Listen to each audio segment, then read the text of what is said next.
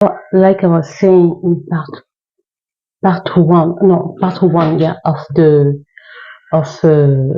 story of Rocky, how he completely changed the dynamic in the night in the neighborhood. I think I will finish with this story in this part here. So what, like I say, we were. I mean, I went to this bar like not more than 3 times. Okay, because the first time I went there, I went because my friend, I mean, a girl that I know in my neighborhood, wanted me to go and play with her. He also had like some video games in the bar. He put some video games, and he also bought um, what we call in French baby foot. It's like soccer game on table. You see, people are playing soccer games on table. So you had that. So people were attracted to this kind of things. You were bringing your coins, you were putting stuff like that. So you had every type of customer, obviously. Yeah. So I remember, so we were playing in the afternoon. In the afternoon, there weren't so many people. Like in the afternoon, around 3, when it was opening the bar, it wasn't like crowded. Usually it would be full around 8 p.m., something like that. So we were playing, and people were talking a lot about this activity that people would not really understand what he was really doing because, like I say in my previous video, people say that some people were convinced that he was the head of a gang. He was a leader of a gang in another neighborhood. So we absolutely have no proof, but people say they saw him. So um, how do you say that? So people were talking almost, I would say, in his back almost, or they would be complaining to his father about the noise he was making in the neighborhood. Like he completely changed the complete dynamic in the neighborhood. It was like we didn't recognize our place anymore.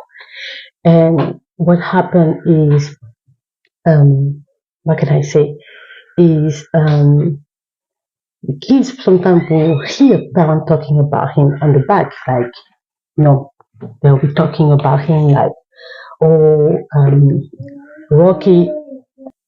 So what exactly that happened? So the dynamic was completely changed, and um, kids were listening to parents.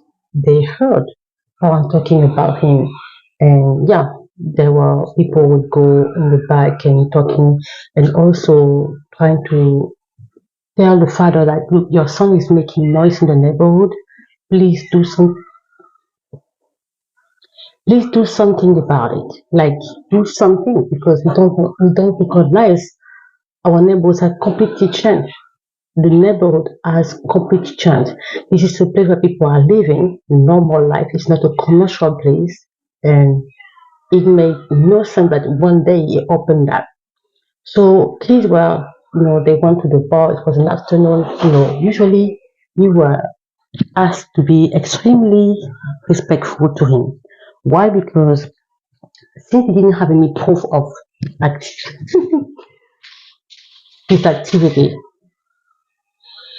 we didn't have any proof of his activity. Like people who say stuff, but the proof, like caught on the spot, we didn't really know exactly. But people were insisting of those activities he was doing at the time. I think at the time because it was fully now in his bar that he opened. So question. Sorry, because of the setup of my video.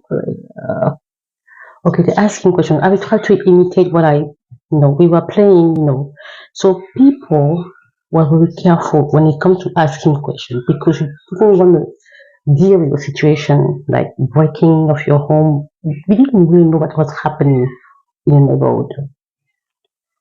So he was also a bartender. When I say bartender, no, he didn't go to school to be a bartender because obviously he was a dropout. But what happened is he tried to create some mixture of alcohol or what or whatever. It was working. People like it. He was trying to mix any kind of. He didn't study for that. He was bartender. He was the bartender of his bar. He was the DJ of his bar. Like I said, DJs like he was playing music on himself. He was the person selling the alcohol, serving. He was also serving. He was also a waiter in the sense that he was serving the people, the client, the customers. He was also the how do you say that? He was also um, security because sometimes people will fight where there's alcohol and people are moving around the house. So far, people will fight, like kickboxing, fighting in front of the bar. He was also the manager. He was also a pimp because yes, there was some activities of prostitution happening in his the side of his bar because he opened like a little room. I told you about the little room behind the bar with a mattress on the floor, like literally a mattress on the floor. Just what people need to go on the side. You see what I mean? So he was all that pimp, DJ, bartender, service, waiter, cashier, manager, six, and then the seventh one was security. But if you come in the morning in front of the bar, you look like something, nothing active. You look like a normal door, corridor closed, period, nothing. But around 8 p.m., it will be like people will be coming, like making noise, dancing, fighting, people kissing, girls sitting on men, everything, women. So you have people who have addiction already with alcohol. It was difficult for them anymore. They would just go to Rocky's bar because there were alcohol just there in the neighborhood. People having addiction and struggling with alcohol, we go there because it's difficult to struggle with addiction and you know that it's somewhere there. The bar was here, just inside the neighborhood. To just go by feet, we go in the bar. Addiction with cigarette, smoking. He was selling cigarette just behind the counter. Addiction with probably sex addiction or cheating. There were women there, young girls. Sometimes they were just like, okay, you go on this side. The extra was going to, oh, okay, he was making money. You know, people having addiction with hyperactivity. They couldn't go home, and sometimes you have even people coming from work. They didn't go to their home. They would do what? They would just come with the bag from work. Some men they will stop there at the bar. They don't eat. They didn't even go home. That's why sometimes some women, some wives, were very upset about it. They will come and scream in front of the bar like, come back home. You have to come back home. You cannot be sitting there talking about politics and soccer or whatever you're talking about and drinking alcohol. It was there were people who were sneaky because some of them were saying, you cannot go to Turkish bar. Why? You don't go there. And they were going there actually. They were really going there, hiding in the corner. Because I knew that why? Because yeah, obviously I went there once, but not three times. We had a guest. Sometimes we have guests coming home, and the parents buy stuff like beverage. I would say that people to drink. They say no, no, no, we don't want that. We want beer. So what happened? My mom was like, okay, you have no other choice than going because where we could find beer fast, easily. Hockey's bar. Hockey's had everything. It had everything.